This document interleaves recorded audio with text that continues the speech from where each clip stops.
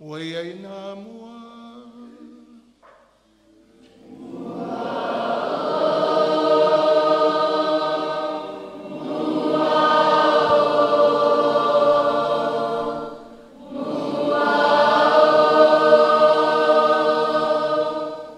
Oi ai nā mua.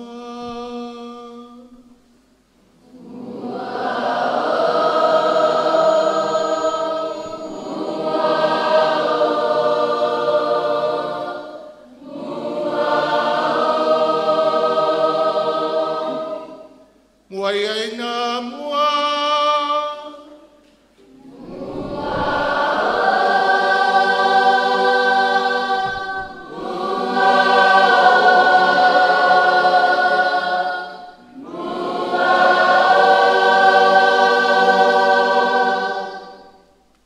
Le suafo le tamā, ma le alo, ma le anganga pa ia. Ia whātasi le lima outou. O mai la ia, sau tātou mua ia mua, lo tātou tapa au le lang. E fio mai lo nā nganga, whapa ia, ma whaamanuia ia oe mau le nei aso. O ai tātou o le nu o le atua, o ai oe mau o le tino ke liso, o le sakala meta le ola. O oe mau ai maise le nei aso, to e whātau o le nofoanga o le anganga pa ia. E fio ia oe mau. Pa ia masama whai ngā nunu whātine o tausala. E pa ia ele mawhanua nei, ma le matanga luenga nei, mai le wawau e o le whaavavau. E fio mai laua fionga pa te le langa, lupe whaalele le tātou matanga luenga o ta māpule fot. Le nei vai tau, o le tātou wholaunga lua o lua lima. Fio mai le lua vāse lua ia fionga i tia kono. Whapea le vasengo o le au whenga luenga i sunga i sosoan. Ma le mamalu o le nofo a whale tua, e vai malima, a wale tala le lei, i leo tātou matanga luenga. Ia. A fio tupu mai, lau whionga tala mai vau ma le mamalu. Sa sao nei, tupu mai e tamari, mwhai launga whale tua matausi. Lo loa loa le malosi, o tātou nei le wao whongti. Lau a whionga le taitai whono ma lo tō lau lau. A whio mai, le nofo a taitai whono e ka le si e fia. O tō lau lau. Le lau lau o le ainga au talavou si o tātou matanga luenga. Ma lo le whātotua, ma lo le whinau, iau mai la ia. Ave le tātou whaiwalo filima, e vai malima mo le Eukalestia malana upo, e whaiale nei taulanga, ai tātou te tatalo whapitoa, mo alo ma whanau i uso ma tō whawhine, o le a whae e le sākala meta o le kōwhili māsio. Le atoanga, o le fōlaunga o sākala meta e whā, e tau o le Christian Initiation i to tono si o tātou matanga luenga. A mata le nei taulanga le, au mai o tō whingalo tātou to ele, ma whāto ese. Whai atu le atua e whamangalo o e mā. Whamangalo le tātou matanga luenga mātua, matua tausi. Whaafou tātou i avea tātou umalawa o suli o nei sākala me tapa ia.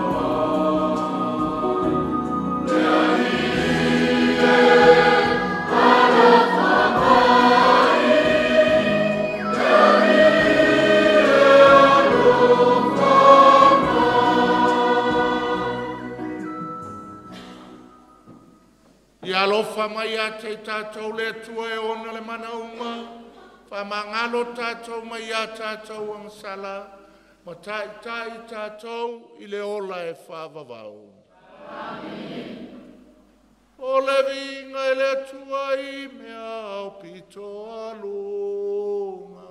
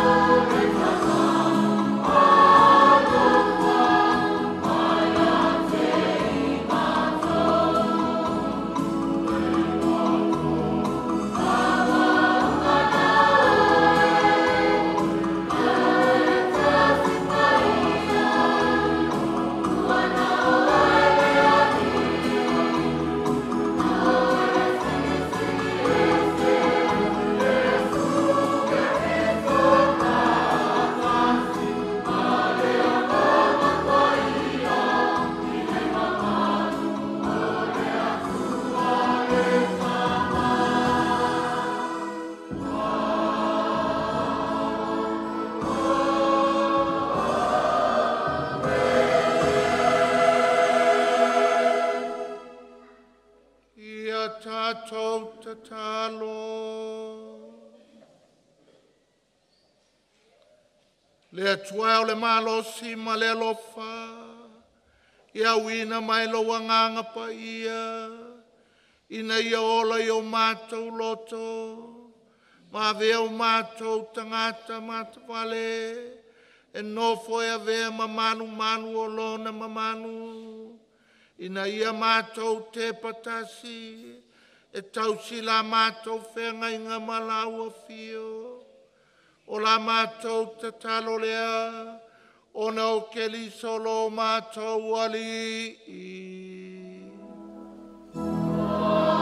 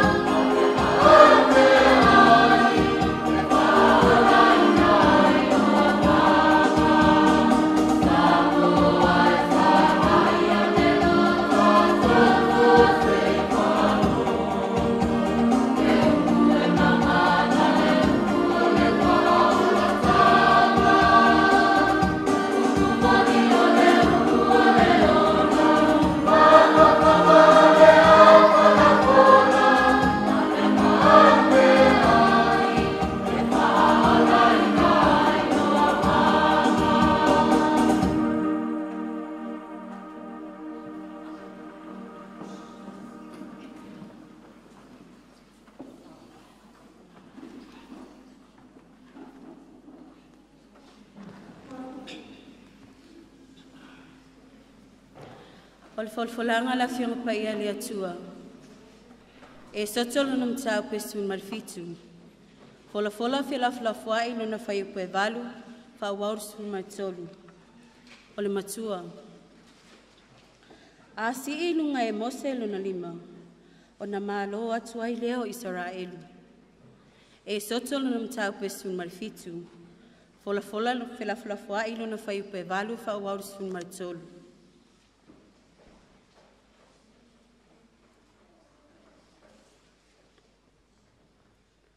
O na o mai ai leo Amaleka, e tau ma Israelu I refiti.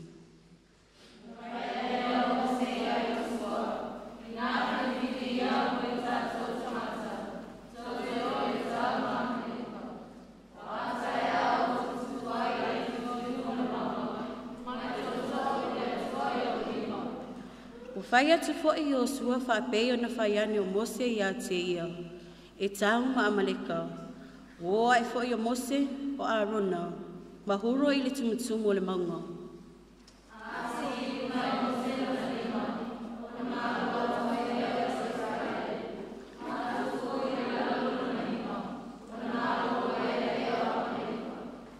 Sama mafa lima o Mose, o na la ave lea o le maa, matu ai o na lalu, o na tie ai lea o ia, a o Arona mahuro, na lata ofi I lunga o na lima, o le tasi le tu, ma le tasi le tu. Ua mawai o na lima, ina se ia ngoto le la.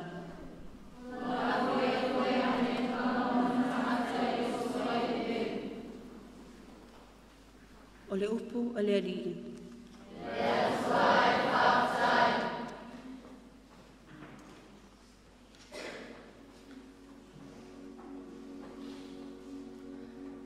O lo tātou whesosoani mai lea li lea, o le na whai le langi, a toa ma le lalo langi.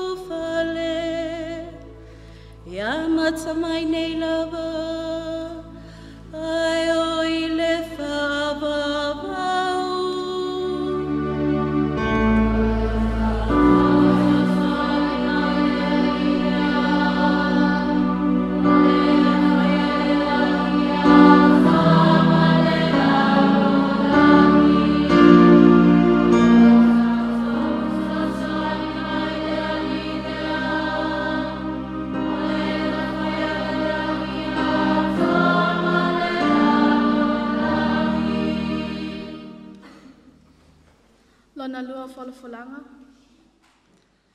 Lua Timoteo lana mta upe tolu. Tātou whalafola whela wha I mele whai upe sumalwha. Se I o sumalfitu.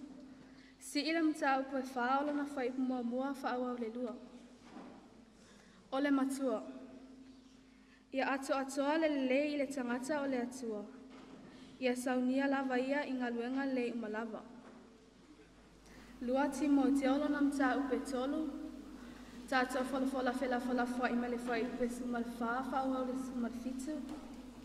Si ila mta upe wha o lana whai upe mua mua wha awa le lua.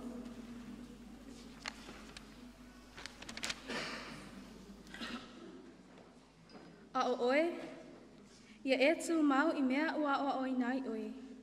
Ma ua mau tinoa I ati oe. Ina ua e iloa o ia na ua o tuai I ati oe.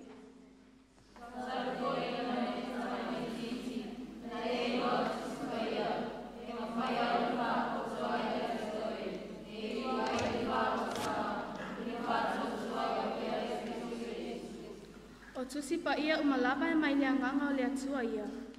E au ngā fo ia e awa o ai. E awa o ai, e wha atonu ai, e wha apoto ai fo I le ami o tonu.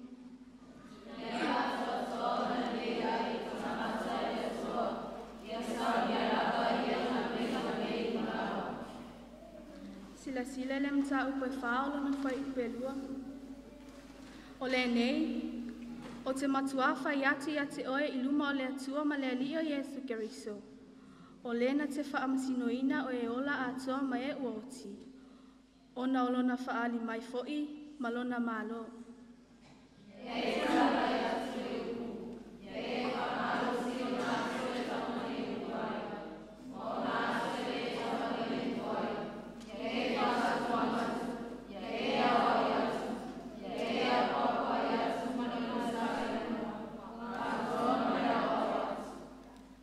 O le upu a le alii.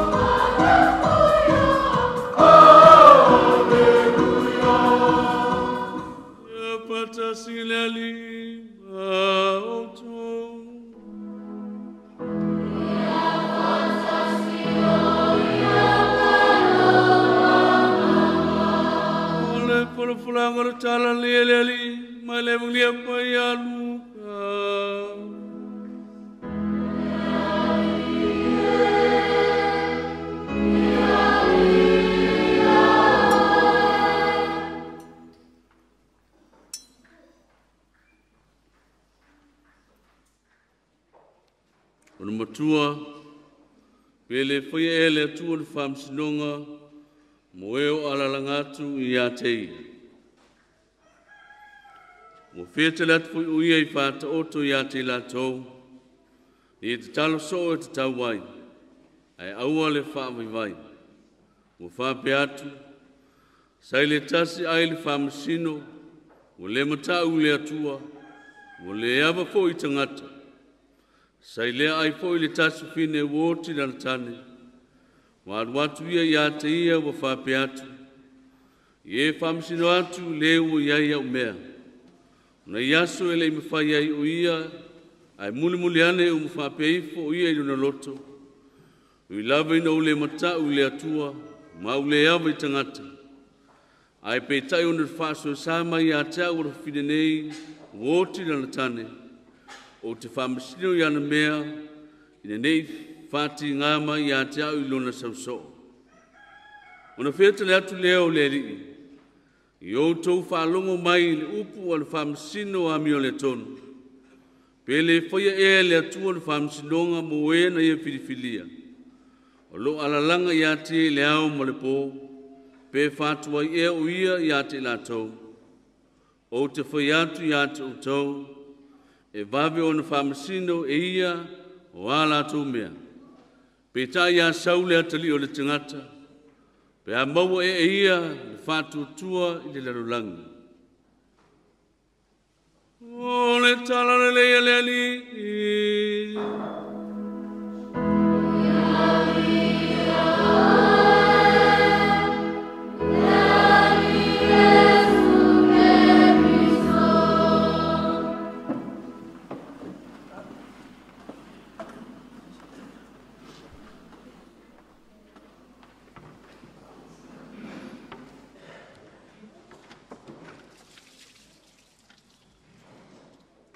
Koe rui waina I kua ele, aso ele I ave sea le hole o whela o mauso.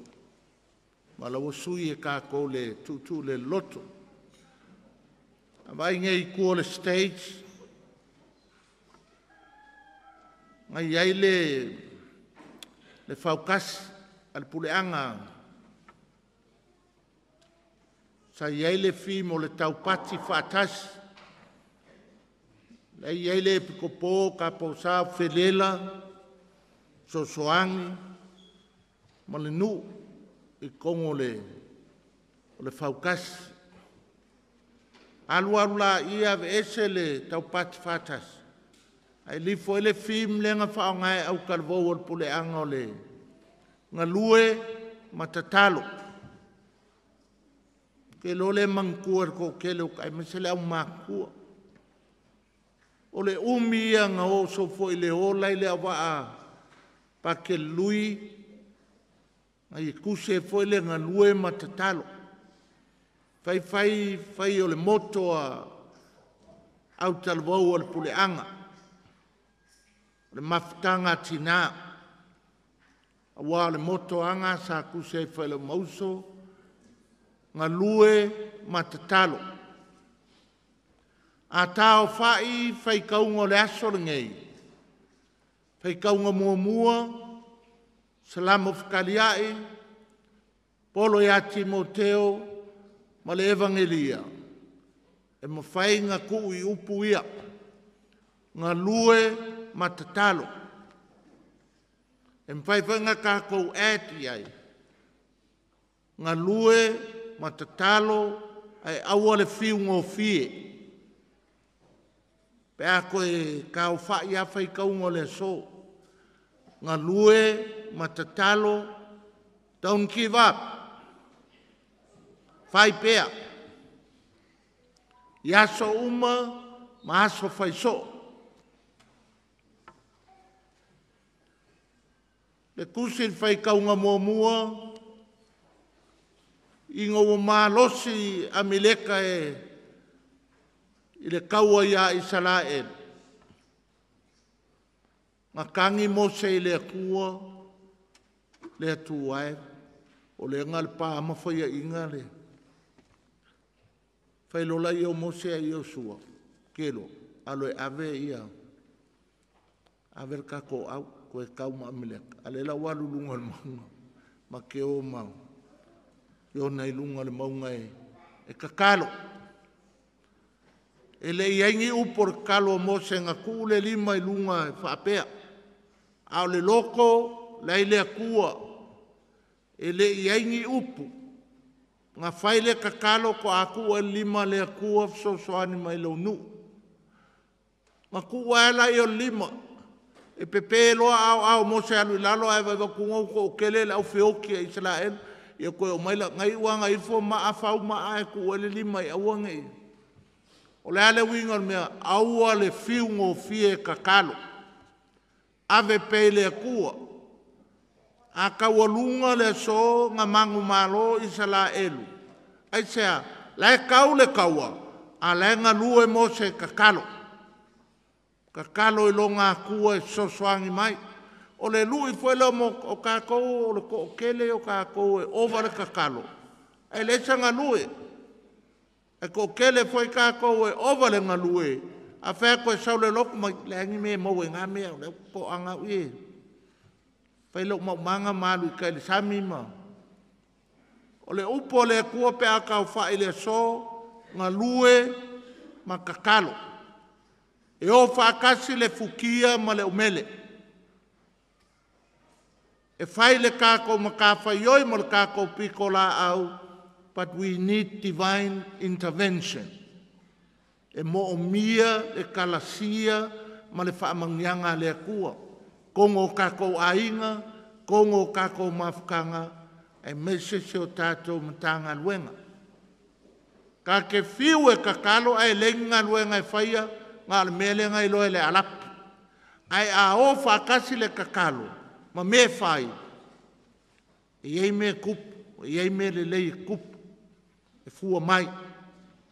Vai le whai kaunga longa luangai, o ke kalo kua kako ainga, a maua sau kaime, koe kakalo, koe whai kau le whai kaunga longa lua, o le master e foa le whai kaunga longa lua. Kusa lefa, kusa pei o lefa i mereka i ala e sanga ko paulo ia oi. E kau nge whai kau, pei a lefa i mai paulo ia oi o le mea lea. O lau soi fua mo lo wola, wa ka oko e o le langi, le whainga o le whaavae, ma le plan o lau soi fua. Ia, ngā leo kua mai, ku ngā mea u koe wheka ua umaka kolo. Mole ngai o e mese ale au kale vau a musuko i ngā malo mākua. Whai kau le whai kau ngalonga lua o le mānga ia. Kusa pese kusika iala. Pe alo ke whai ngaluenga le ofisa e maile pol kalame ke follow ai. Po fere maka ngaluenga ke whai ngaluenga ai o kite line sia. A le whai kau ngalonga lua ngai o le kite line lea i lo wola i le anganga pa ia. Whai kaunga longa lua. O le evangelia o ka le whai ngofie. Ka umai ai kui pea, ka kalo pea. Aua le fiu ngofie, e fo ngoi le akua le au ma le po. Ka kou e se le fiu ngofie, nga le fiu e ka kalo ai le se me sau mai. Pia e le mo inge me whai. E fiu ai le se me ukupu, o le upo le kua le so ka kalo o kākou uma wa maua le mea lofa le anganga pa ia. Ia ku uloa la whai kaunga e kākou opo le ame walang mumu ai, luma mea ngei, le ame wa ofu mumu ai, o le asore ngei e whae e le mea lofa le anganga pa ia, i alo ma whanau o le tātou mtanga luenga. E lese mea fau, mea ua leva le kalesia e a maka mai le aso Pentekoso. Nga whiula ai e le kua le mea lofa o lo nganga e kiu wha maka la o e ka ngaka wha kua. Whaka oko saka la meka. Papkema, Pentenia, Eukalestia. Ai kao wha i le a koanga o saka la meka e whaia. I le kōwhili masio. Wa mai loa le mea lofa le anganga pa ia e mausali loa. Become yours. Ke lola ulu i mo kākou ia. Mapu mai pea o kou mākua ma le au mākua. Kākou ia la whae e saka la meka o le kou whilimasio. O lau kakalo le asonge. Se ku i fole au ko filmasio ngai sakala ngo e fa moni mo.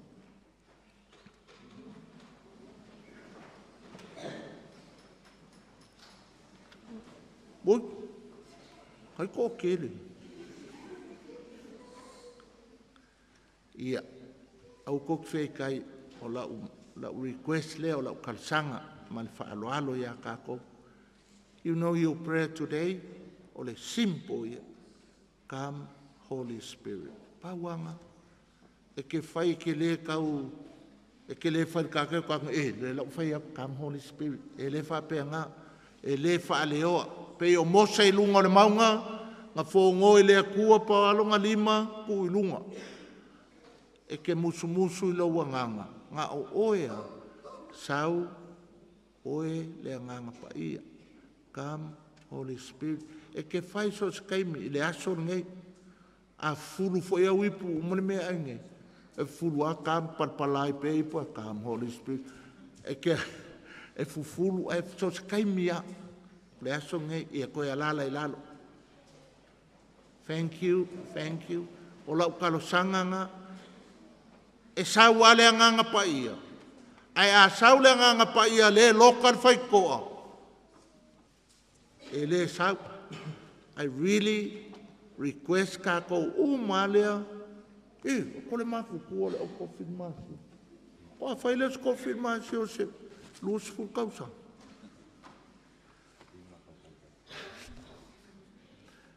O ke kalo ke o kuwhawhinge mo uso. Open up, whaasau le ngang pa ia. E le se mea funga le whakaua. Wa levanga a kofa mai me alofa mai le amakanga o le kalesia. Le ai whaawau lava i kausanga uma e whaakingo o le sakalameka o aso ia. Ngā le skasi al sakalameka. Sa kuwhaakasi le papke manga, penkengia, e u kalesia ma le kofilimasio. E la walua vai le whalea o le kofilimasio. E a ko ai kingo le kama. I sakalameka ulufale le kalesia. Wa le sikolu. Kei mi le wa e ka oko e wa ma ia wa e fioki. Sa ulo pa ke le fai suau. Kei mi wa e ka oko wa e fia fai poipoa. Le sakala meka nga. Le kei mi le ke pala aia le lai fa ufa pa ke le. Kolu nga munumuri. A le fa mua. O le fa le wa akoa wa ye lau ako pa ulai anu e ke malanga wa akoa. Equip pai oe. Se tau whakasil wha, i ep.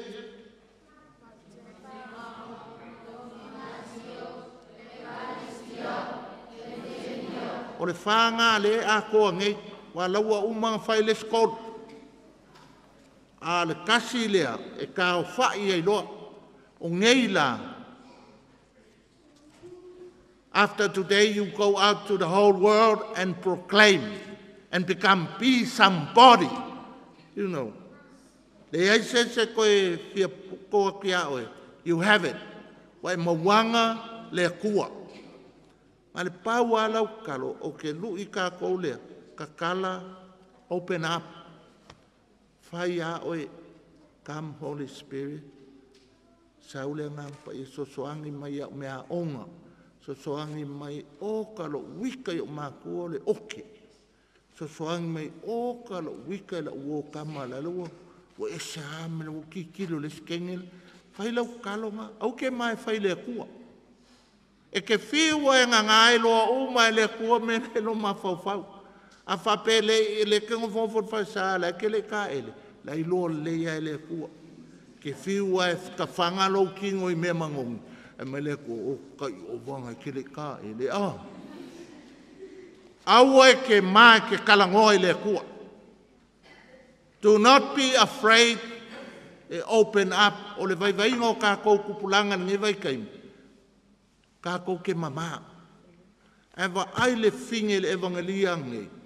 Fiu ai le ngofo lo makua. Le ai fai le mesa. O le me whainga o le mesa. Kala ngoi le kua. Holy Spirit, grant me the grace to become really me. You know. A whapele ke ngofo I ngā pawalau a mio ke a mio valea ke alu. Au ka ngā mea I si ai. A nganga pa I ae whio mai au ngeo koe whaiele mea whaamon. A whapeo o e makua o wasinga mea a nganga pa I ewa o wasinga mea ke. E ke whai aku, wa lewa ngai loe le a nganga pa ia, o le mele e whape ka kou, o mea umale ka ke whaia. E lo sila fia I le kua, o le sila fia I le kua. Pau ala o kala le aso ngai anganga pa ia fio mai, make me a good girl. Make me a good boy. Lai masawinga o ngai sakala meka mai e wa umanga ko firmasio. So what? Umanga ko firmasio, pat wakakala le faiko ai fio mai le anganga o le akua. That's even better. Wakakala oe. Au ke maa kala ngoe le akua. Po au me whai ngai aso ele umale aso. Come Holy Spirit. Please come Holy Spirit. E whai kai ngi rau wanga. Wā, i o le aso ngeo ka maiki. Ia, I humbly request se mo ingi o kako maka. Kako umale. Ai whai lor kako kalonga whai wha aluas food. Whamulmole a ka ifo se instrumento whamulmole wha softa. O le la le sui lola unga e whai le prayer. Ma le pau ale lau palo mo ingi o maka whamulmole. Come Holy Spirit, whai wha aluas food. Se ka mo mole instrumento a maka. Ia whai whanko wha ngongol piko la e piko o.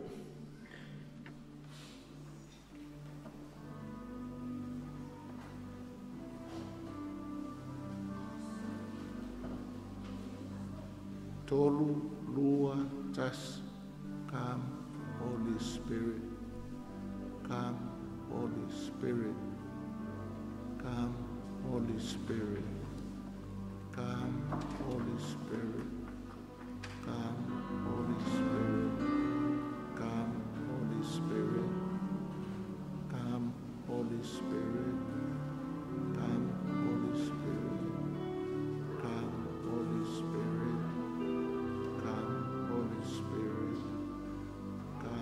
Holy Spirit, come, Holy Spirit, come, Holy Spirit, come, Holy Spirit, come, Holy Spirit, come,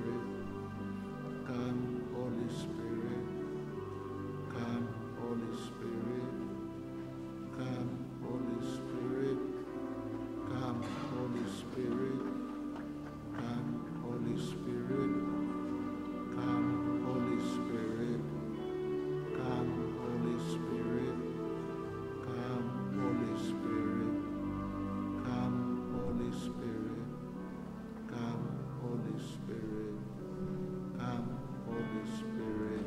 Amen. Thank you, thank you. Yep.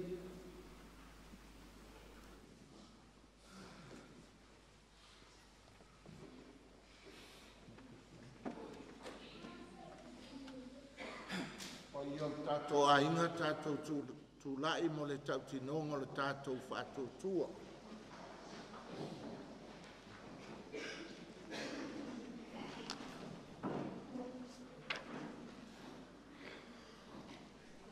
Uso matua whawhine, pe tau te whātou ese ia satani, mana nganuenga, mana wholfolanga, pe pelo uma.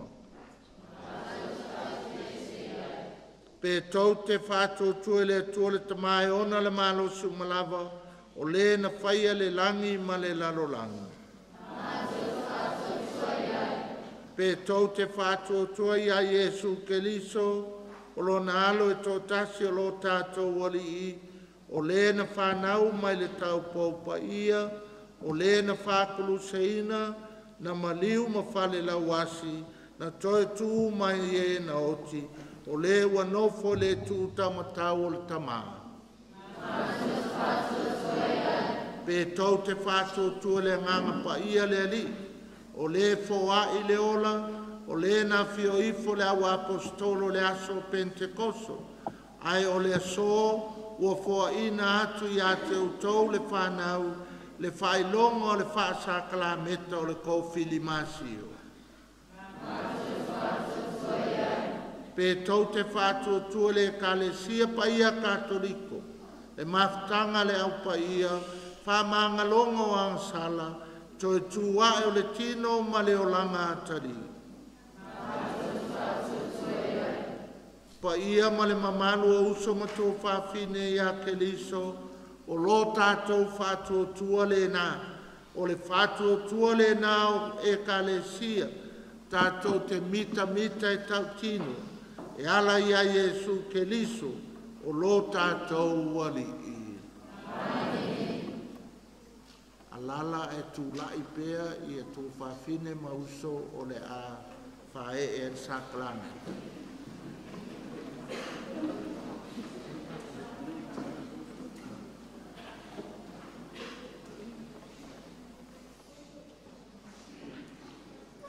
Le au soe i le baptisonga to ia mai e le tuolo tātou te mā, le ola fau whāwau i o nā tali mā whine o whiwhidia, o le tau aso nei, i a tātou talo nei, mo alo mo whanau, alofa mai le tamai li lingi mai le anganga pa ia, whamalo si au, i alo ma whanau o le tātou mangatanga luenga, whauina o lato ina avea pei o Keliso o le alo o le atua. Le atua manae, e ona le malosi umalawa, le tamao lo mātou wari o Keliso, e ala le vai ma le anganga pa ia, na e whasau loto o atali ma fine mai le angasala, ma tuina mai ai lato le ola fau. Ia wina mai le anganga pa ia i lunga o alo ma whanau o sio mātou matanga luenga. Ina vea lātou sosoani, a vea le anganga pa ia mo lātou taiala. I e tu ina ia i lātou le anganga o le poto, ma le mala malama. Le anganga o le whai mea tonu, ma le loto tele. Le anganga o le iloa, ai maise le whaalo alo. I e whātu muina alo ma whanau nei, le anganga o le matango fie, ma le matau, ma le maofa, i lou au ai whātasi mai lātou. O le mātou te talo lea, o nau Keliso, lo mātou wali i. Ia, awa wae mai ma le makua kausi, e whaile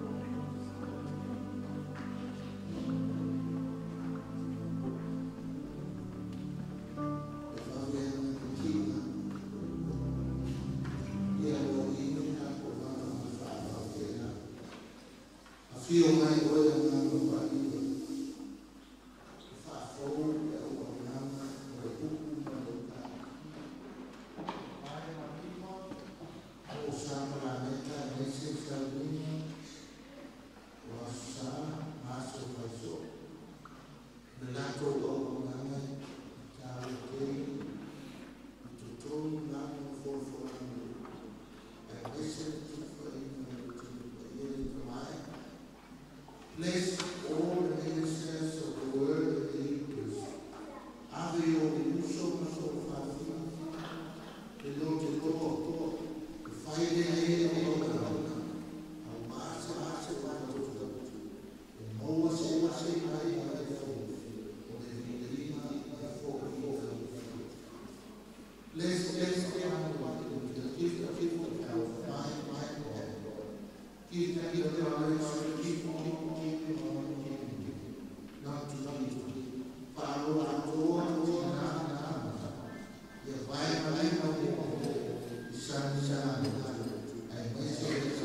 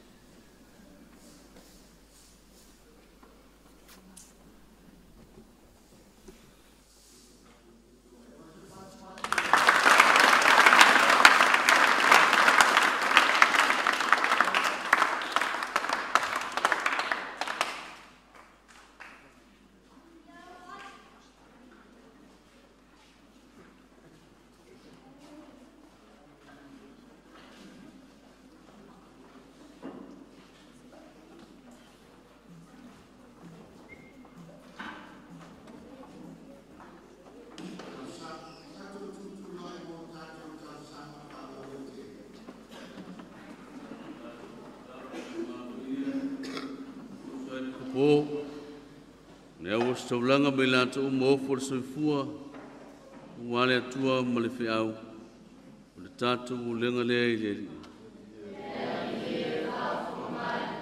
tatu talo foi mo te tai o le langi a message o tatu malo mo le te tai le tatu lenga le le tatu talo mo se file mo le langi ai meso tatu te to tasi yeri file mu o le tatu o lenga le tatu talu se fo yalo mo fanau ma peon fa pe ina nia so sa kala meto ko firmasio yo vela to no fita tau o tala le tatu o lenga le Tatu te talo foi mo te malu puleanga mo pelo no malosi walo no valawina watu te mfaiva tofie uye au na mga luwe ai le lafu mambo ya le tua o te tatu o lenga lea i le tatu talo si foi te namu te mama tutua o e whano no manu o wasa manuia mo atayau tatu o lenga lea i le tatu te talo foi mo tatu mtanga ruenga i mose ayo ni aso o se fa fongo tatu uma e ala le fio mai o le ngang po ia o tatu o lenga lea i le tawalunga o tatu sanga fala wetele le ni aso fia mo alo mo fanau tato pese fatasi nganga pa ia le fonuri potasi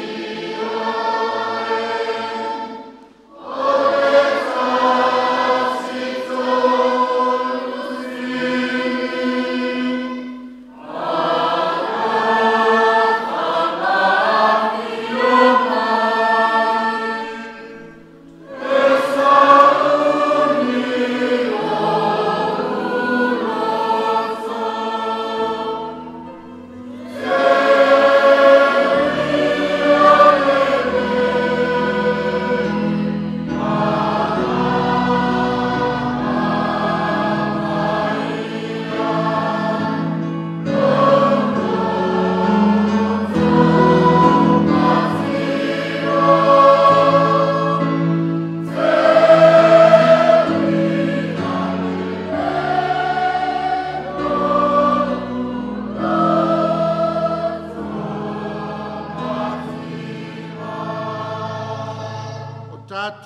lenga o malava ona o keliso. Lo tātou wali i.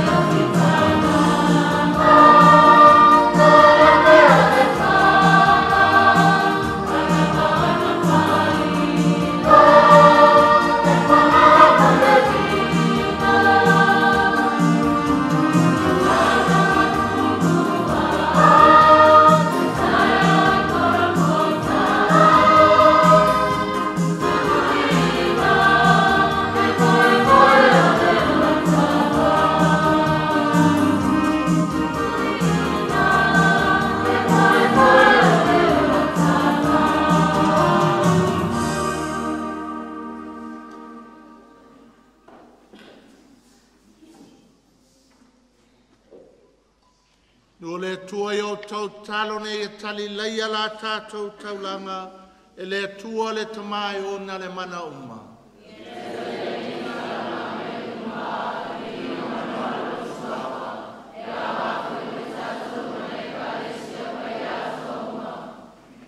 Le li e mātou te whamaluina le whamtunga lo mātou whaorotanga.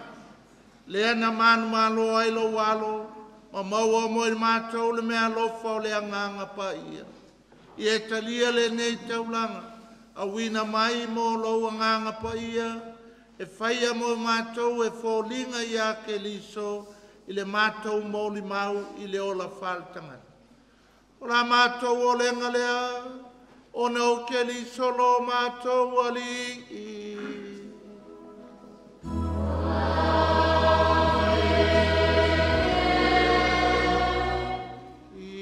Fatasi le ali I moto.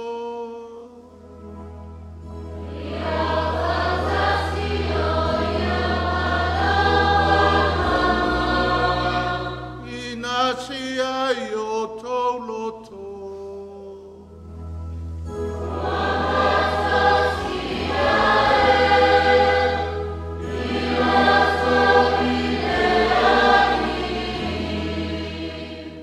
Tātou whaftai, le alilo tātou atua.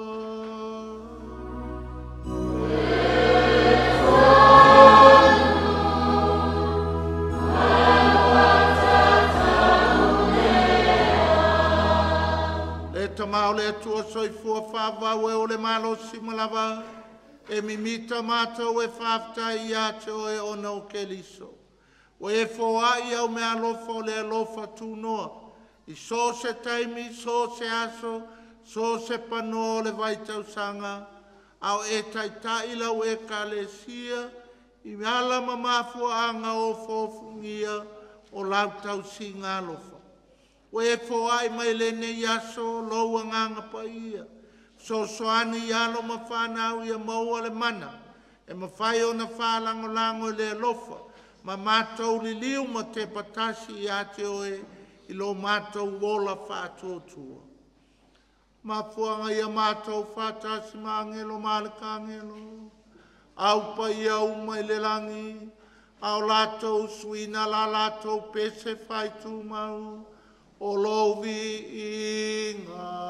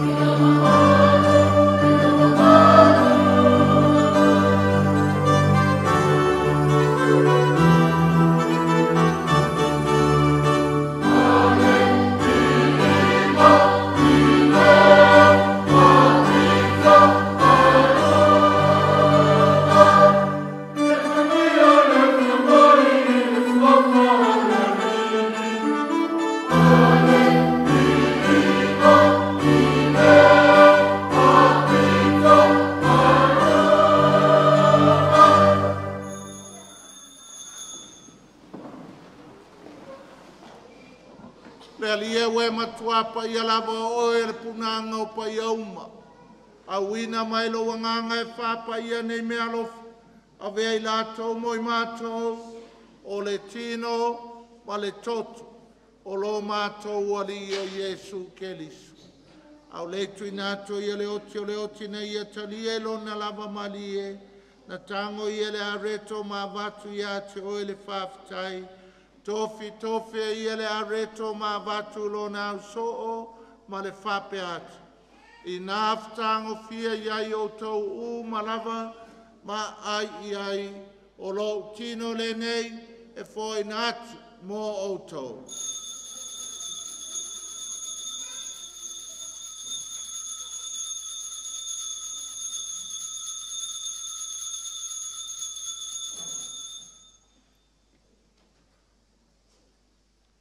Mai al tamo tangan tango ia le to e watu ia te oile whaftai ma le vi inga tu atu le ipulona o so o ma le whape atu. I naftango fia iai o tau umalama ma feino iai o le ipule nei o lau toto.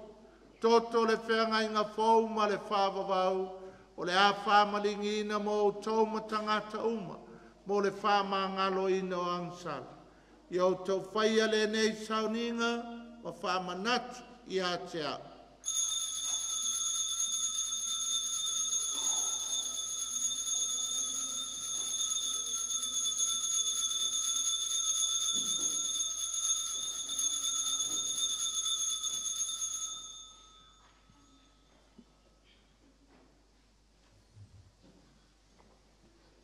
O le misteri o le fatua tua.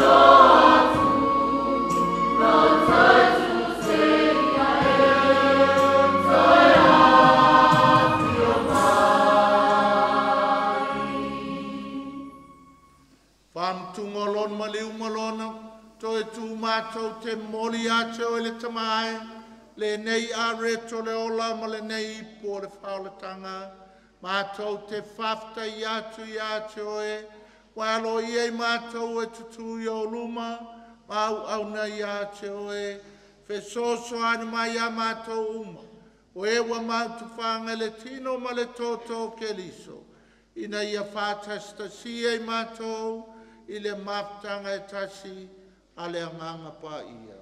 Le lia mantua lau karisia le lulangi atoa mātou ola i le lofu fatasi ma lio sufalo mātou ta mapa ia. Mosese Vitorio Tui le mātou wake po o lo nu mātou whaitauranga atu dene tai au ma le tua ing sauma. E me tua mātou uso ma tu whawhine fo i atu lato malulonga le whamoe moe o le tautuai. Talia i lātou whātasi mi tangata mali umai le malamalama o lau fio. Lofa mai a te mātou mlawa, mātou ngai a wai whātasi, le ola whāvau mā wira tina tau pau o le atua. Tangata Iosefo lantane pa ia, le awa apostolo ma le au pa ia uma o eni whātinuina lo whinangalo i tupulanga uma. Mātou te whia vi whanere whātasi mai lātou i lau fio, lātou lo walo Iesu Keriso.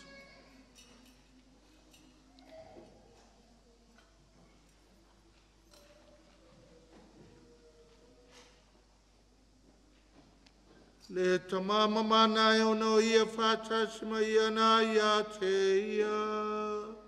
I le maftanga ma le anganga pa ia. O le vinga ma le malu ato wai la wafio. I le whavavau, whaavavau lava.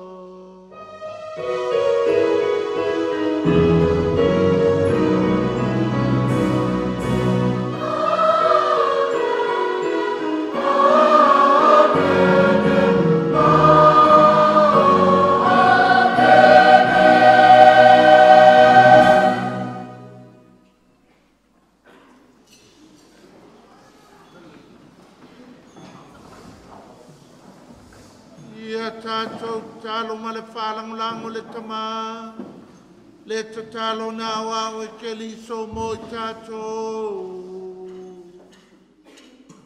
Oh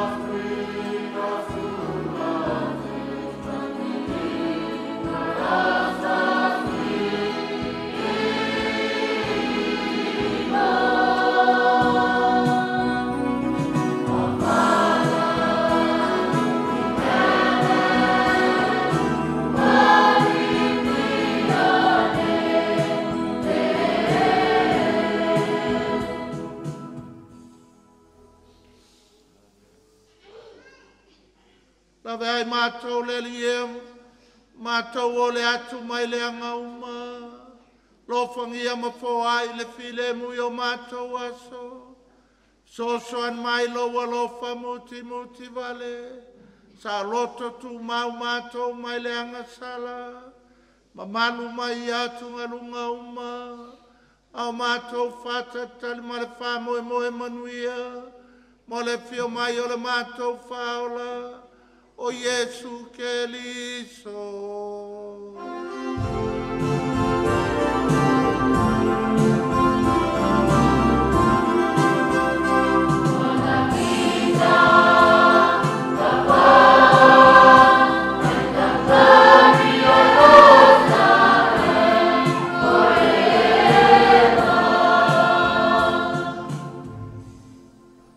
Yesu ke liso ne fai atu lo apostolo o te atu atu ia te o tau lo filemu o lo filemu o te foa ia te o tau awane ia sila sila ia mātou wansala a le fatu o tuola we kalesia au mai ia mātou le filemu ma le tase o lo malo le we soifua i le whaavavau lava. Amen. Ia te o tau tu mau le alofa o ke liso. Ia whakase o no ama. Tātou whailoi nei whailonga o filemu.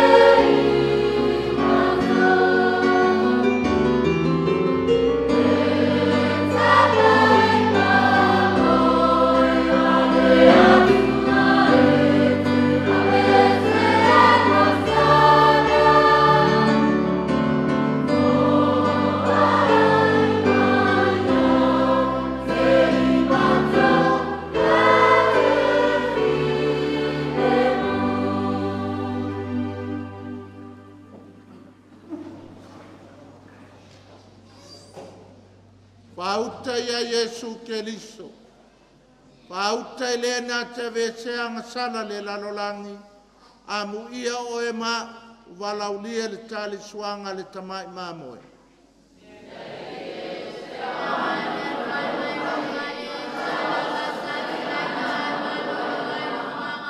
Pea tino ma le toto ke liso moa umalawa i tātou le ola e whaavawau. Amen.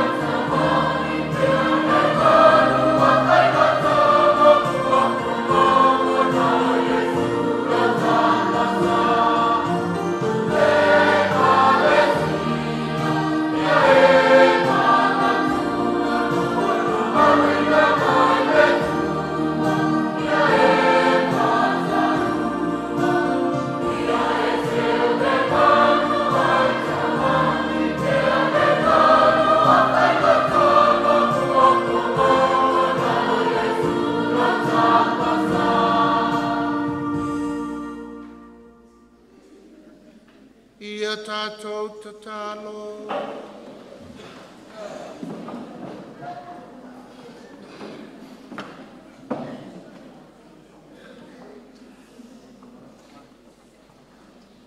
Le ali ia i e fsosoani, ia i mātou, walo ma whanau o whawina i lo wanganga. O e whangaina fo le tino ma le toto lo walo i mātou uma. Au mai lau kalasi e lango lango i mātou i so se whaingata. A mai lau poto e vea mātou ngā luenga alofa. E ati ia e ele mātou mata ngā luenga. Le mātou nuu ma le mātou e kālesi. O le mātou o le ngalea. O nau keli solo mātou ali.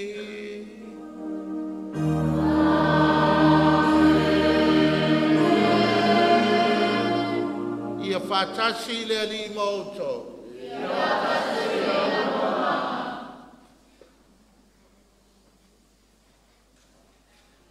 Ia whāmanuia mai le atua e ona le mana uma, le tamā, le ano, ma le anganga pa ia.